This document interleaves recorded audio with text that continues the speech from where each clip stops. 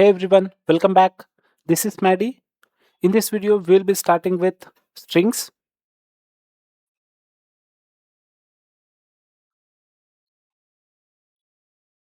We all know string is a collection of sequence of characters,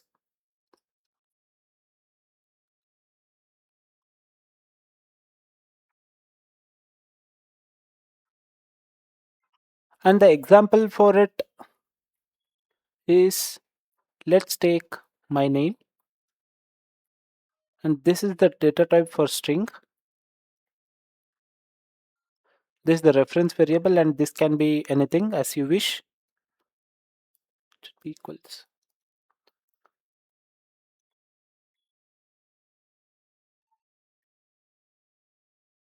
And in the value part, strings are always declared within the double quotes.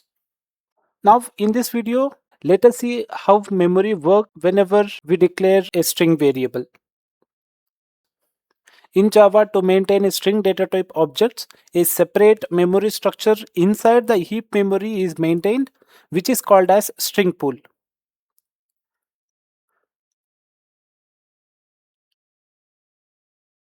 Separate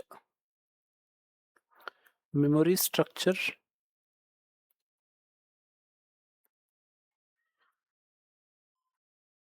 is maintained,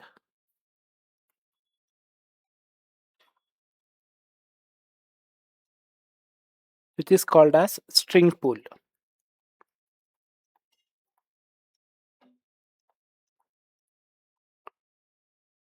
Let us draw the stack and heap for this. Just repeat the same line.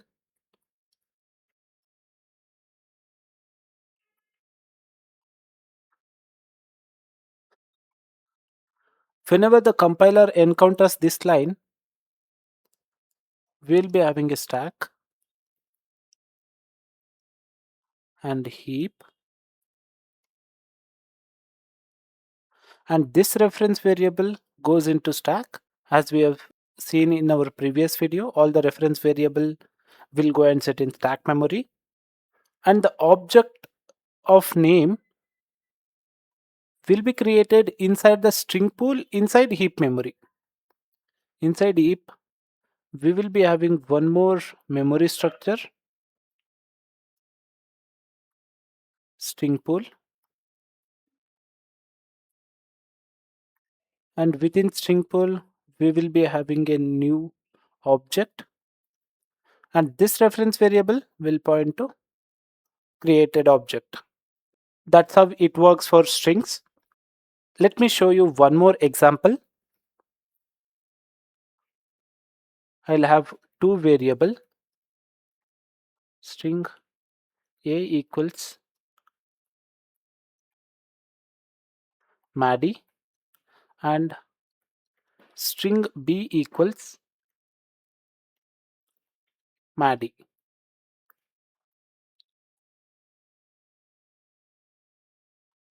Pause the video and think of how memory is handled in these cases. Hope you thought about it. Let me just show you what happens. In stack and heap,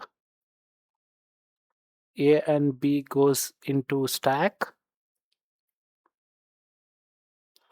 and heap will be having a string pool. Since this is string data types, string pool,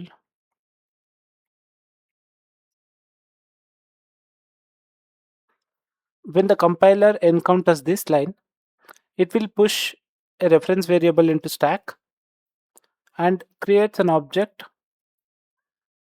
Maddie, and a will point to Maddie. Whenever compiler encounters second line, it will be like, hey, an object with a value Maddie is already exist in the heap. So add b to the stack memory and point to the same object to which a is pointing. Now you may be having a question that what if we change the value of b? Will it also change the value of a? Let us discuss more about it. Let me just take an array example here. Int arr equals some values 2, 4, 6, and one more array which is pointing to the same object. I'll just write the stack and heap representation for these.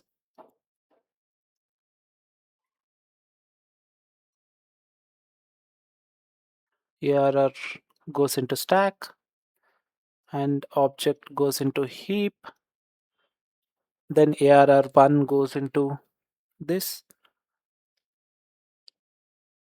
Yeah, before ARR1, ARR will point to the created object. And when this line is encountered, ARR1 will point to the object which ARR is pointing. Now, I'll just change ARR1 of 0 to 8. As we have discussed, if we change any index, it will directly overwrite the value and keeps the same memory address. And whenever we access 0th index value using the original reference variable, it will give the output as 8. Meaning, if we change an object through the reference variable, it will also change for the original reference variable. In case of string, this behavior won't be followed because strings are immutable in Java. Let me just show you what happens whenever we modify a value for strings. I'll just have a string A which is pointing to object Maddy and string B equals to Maddy. Stack and heap looks like this. We have already discussed this just now. Stack and heap A string pool, separate memory structure for string data types,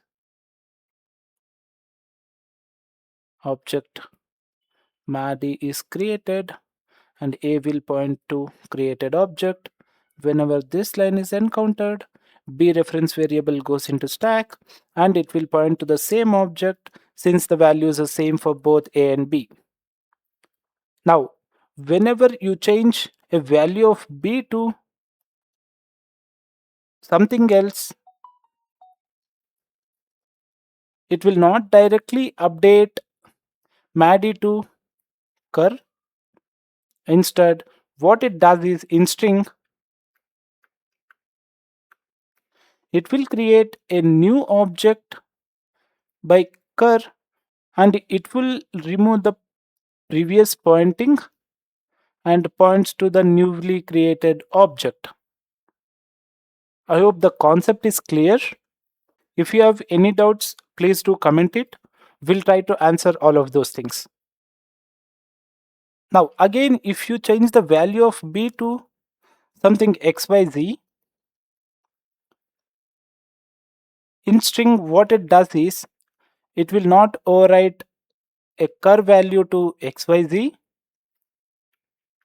Instead, what it does is it will create a new object XYZ and remove the current pointer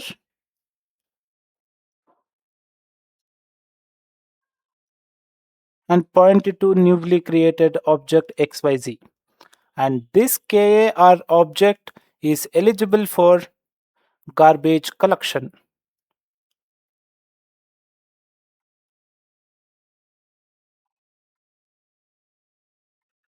Let us see why strings are immutable.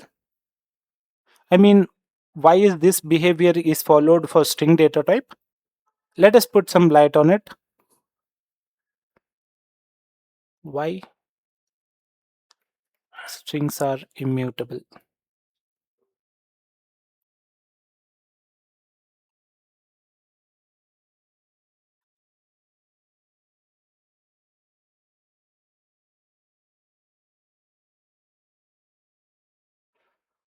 Let's take an example here. I'll just draw a stack and heap.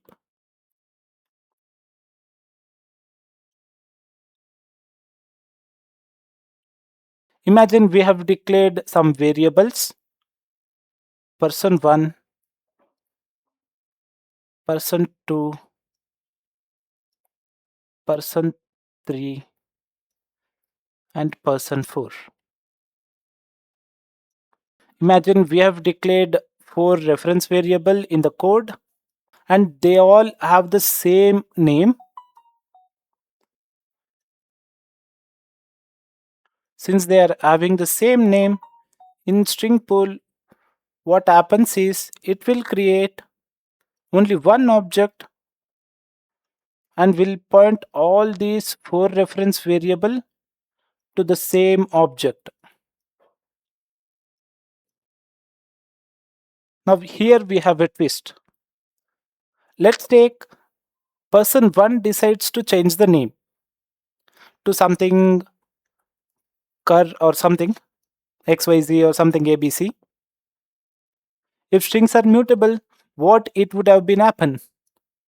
All these person2, person3, person4 name will also be changed, but which is not the correct one because only person1 has decided to change his name from Maddie to Cur, but person2, 3, and 4 did not opt for it.